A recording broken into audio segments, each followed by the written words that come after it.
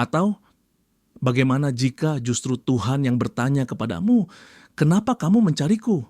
Apakah kamu mencari Tuhan karena takut mati, atau karena ingin surga, atau apakah kamu mencari Tuhan hanya karena semua orang di sekitarmu juga mencari apa yang sebenarnya kamu harapkan dari Tuhan? Keselamatan, bukti bahwa hidup ini tidak sia-sia, atau sekadar jawaban untuk pertanyaan yang tidak akan pernah selesai?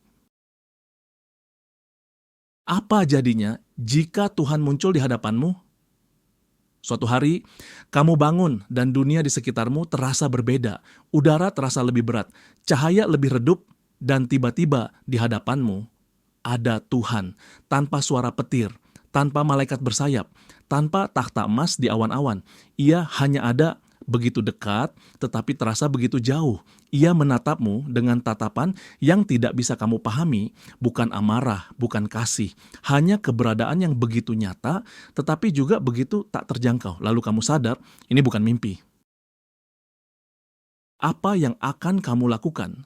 Apakah kamu akan bersujud, menangis, memohon ampun, atau justru kamu akan berdiri dan bertanya, "Tuhan, mengapa dunia ini begitu kejam? Mengapa Engkau tidak pernah menampakkan diri sebelumnya?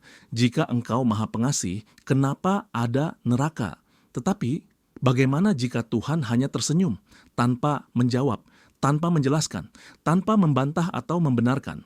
Bagaimana jika kehadirannya saja sudah cukup sebagai jawaban? Apakah itu akan membuatmu lebih yakin atau justru semakin ragu?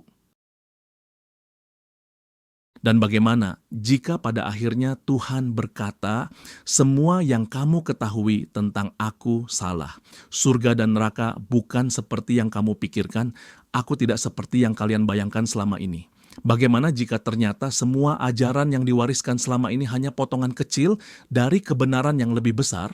Bagaimana jika surga dan neraka bukanlah tempat, tetapi kondisi kesadaran? Bagaimana jika Tuhan bukan sosok, tetapi sesuatu yang lebih luas, lebih besar, lebih tak terbayangkan daripada yang pernah diajarkan kepada kita? Apakah kamu siap menerima kebenaran yang berbeda dari keyakinanmu selama ini? Atau kamu akan menolaknya karena terlalu sulit untuk dipahami? Lalu, bagaimana jika setelah pertemuan itu Tuhan pergi secepat ia datang, tanpa pesan, tanpa jawaban yang pasti, tanpa jaminan bahwa kamu telah memahami apa yang sebenarnya terjadi, apa yang akan kamu lakukan, apakah kamu akan kembali ke kehidupanmu seperti biasa, atau apakah pertemuan itu akan mengubah segalanya? Mungkin pertemuan dengan Tuhan tidak memberikan jawaban. Mungkin pertemuan itu justru membangkitkan lebih banyak pertanyaan, atau mungkin Tuhan memang tidak pernah memberikan jawaban secara langsung. Karena jawaban itu harus kamu temukan sendiri. Dan kini pertanyaan itu kembali padamu, kenapa kamu mencari Tuhan? Apakah karena rasa takut, atau karena harapan, atau karena kamu merasa ada sesuatu di dalam dirimu yang selalu ingin tahu? Mungkin pada akhirnya Tuhan tidak ditemukan dalam jawaban, tetapi dalam pencarian itu sendiri. Jadi, jika suatu hari kamu benar-benar bertemu Tuhan, apa yang akan kamu katakan?